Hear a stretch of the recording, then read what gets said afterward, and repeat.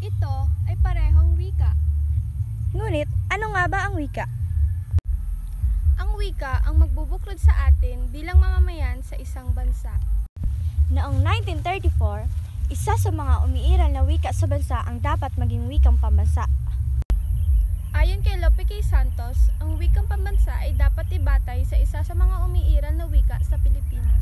Karagdagang kaalaman, si Lope K. Santos ay ang ama ng Abacadang Tagalog at si Manuel Luis Molina Quezon naman ay ang ama ng wikang pambansa.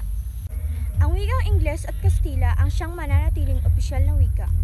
Batas Commonwealth bilang 184 nagtatag ng surian ang wikang pambansa. Pamantayan ng surian ng wikang pambansa. Una, ang wika ng sentro ng pamahalaan, Wika ng sentro ng edukasyon, wika ng sentro ng kalakalan, at ang wika ng pinakamarami at pinakadakilang nasusulat sa panitikan. Tagalog ang batayan ng wikang pambansa. 1940 nagsimulang ituro ang wikang pambansa na batay sa Tagalog sa mga paaralang pampubliko at pribado. 1946 Batas Commonwealth bilang 570. Ang mga wikang opisyal sa bansa ay Tagalog at Ingles. Hulyo 4, 1976. Araw ng pagsasarili ng Pilipinas. Artikulo 15, Section 3 bilang 2.